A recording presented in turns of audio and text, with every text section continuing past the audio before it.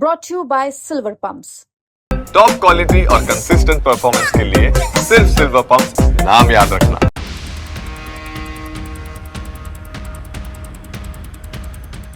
प्रदेश के 17 धार्मिक शहरों में शराबबंदी के बाद अब सवाल उठने लगा है कि विश्व प्रसिद्ध उज्जैन काल भैरव में क्या बाबा को शराब नहीं चढ़ाई जाएगी, क्योंकि देश विदेश से आए श्रद्धालु बाबा काल भैरव को शराब का प्रसाद चढ़ाकर मन्नतें मांगते हैं या मन्नत पूरी होने पर बाबा को शराब का प्रसाद चढ़ाते हैं या शराब छोड़ने के बाद भी बाबा को प्रसाद चढ़ाते हैं।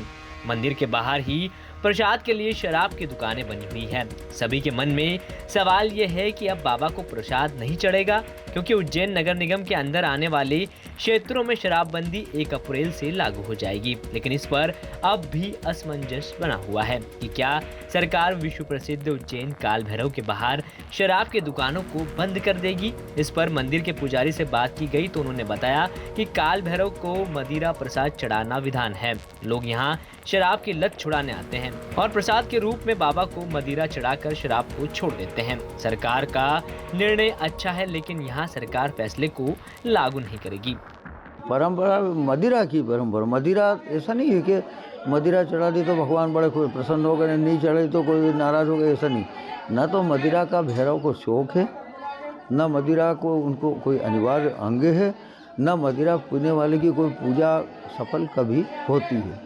मदिरा हमेशा से एक दुर्गुण है और वो दुर्गुण ही रहेगी, परंतु मदिरा का भोग भैरव को अर्पित करने का एक विधान है और वो विधान इसलिए है कि भैरव बलि प्रधान देवता हैं। बलिदान, त्याग और तपस्या। आपन ने एकादशी करी, फलाहार कर लिया और मान लो हमने ये प्रतिज्ञा कर ली कि हम निराहार रह करके करेंगे, जल भी हम बाद में पिएंगे, तो वो कठिन जो है व्रत हो जाता है। उससे प्रसन्न होने वाले देवता हैं भैरव, कठिन तपस्या से। तो ये मदिरा को हम इस रूप में, जैसे कलयुग में क्या होता है कि इतना समय नहीं रहता आदमी के पास तपस्या करने का। सतयुग में तपस्या महत्वपूर्ण थी, त्रेता में यज्ञ आदि से महत्वपूर्ण थे, द्वापर में दान महत्वपूर्ण था, तो कलयुग में नाम महत्वपूर्ण है। तो नाम से बनने वाले मंत्र और तंत्र के मंत्र, तंत्र का मतलब उपाय। जल्दी से हमने ये किया तो वो हुआ, ये किया तो वो किया, ये प्रदान करा तो वो अर्पित करा तो ये प्राप्त हुआ। ऐसा जो है लेन देन वाला जो पूजा है, विनिमय, ऐसी जब पूजा हम करते हैं तो उसमें मदिरा भी हम दुर्गुण को त्यागने के रूप में उसको चढ़ाते हैं। ये तो बहुत ही अच्छा निर्णय है सरकार का। ये ऐतिहासिक निर्णय है, इतिहास में ऐसा कभी हुआ नहीं। सभी दूर पूरे हिंदुस्तान में धार्मिक नगरों में बहुत सारे प्रतिबंध लगे हुए, परंतु मध्य प्रदेश में किसी ने देखा भी नहीं इस बात को। इतने सारे तीर्थ होने के बावजूद भी मध्य प्रदेश में किसी ने इसको देखा ही नहीं। वर्तमान सरकार ने देखा, इसलिए जितना उनको धन्यवाद दिया जाए उतना कम है। ये जो जगह जगह अंडों के थैले, फलाना नामांस मदिरा विक्रय तीर्थों के आसपास, ये कितना घृणास्पद था। ये प्रतिबंधित हो जाए तो भगवान बहुत, उनको तो बहुत, तो उनके लिए तो सारी प्रार्थना है। यहाँ की क्या व्यवस्था है करने की? यहाँ तो देखो, आपको तो मालूम है, आप तो मीडिया वाले, यहाँ तो सिंहस्थ में भी प्रतिबंधित था, लेकिन यहाँ के लिए काउंटर तो चालू था और यहाँ के लिए तो चालू रहेगा। क्यों? भगवान को भोग लगाने के लिए कोई सरकार प्रतिबंध थोड़ी कर देगी, यहाँ तो चालू रखी। इधर कलेक्टर नीरज कुमार का इस पर कहना है कि एक बार नीति आ जाए उसके बाद सभी जगहों को एड्रेस किया जाएगा। काल भैरव मंदिर में जिस प्रकार जो शासकीय दुकान लगती, देखिए जैसा कि मैंने बताया कि एक बार ये नीति आ जाएगी तो नीति में इन सारे बिंदुओं को एड्रेस किया जाएगा। जो भी एक्सेप्शंस है या जो भी चीज़ें हैं, वो सारी चीज़ें उसमें एड्रेस होंगी और उसके पश्चात ही जो है उस नीतिगत निर्णय के अनुसार कार्रवाई की जाएगी।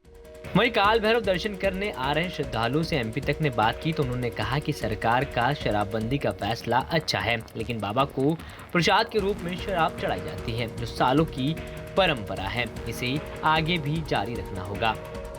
जी, मैं यहाँ हैदराबाद से आई हूँ। मेरे को काल भैरव जी की बहुत आस्था है, इसलिए यहाँ पे दर्शन करने के लिए आई। ये मेरा सेकंड टाइम है आना और जो भी है यहाँ पे प्रथा है, प्रथा तो प्रथा ही रहेगी। अपने जितने सालों साल से चल रहे थे आ रही प्रथा तो कंटिन्यू करना भी चाहिए। मेरे से सरकार से एक ही निवेदन है कि जो प्रथा चल रही है उसे प्रथा को कंटिन्यू करने दीजिए। और शराब चढ़ती है उसको लेकर क्या कहना है? यहाँ प्रसाद के रूप में सिर्फ शराब चढ़ती है, यहाँ सिर्फ प्रसाद है ये जो पारंपरिक चला आ रहा है, बहुत पुराने काल से चला आ रहा है प्रसाद के लिए। तो प्रसाद के तौर पर सिर्फ ये है, बाकी और कुछ नहीं है।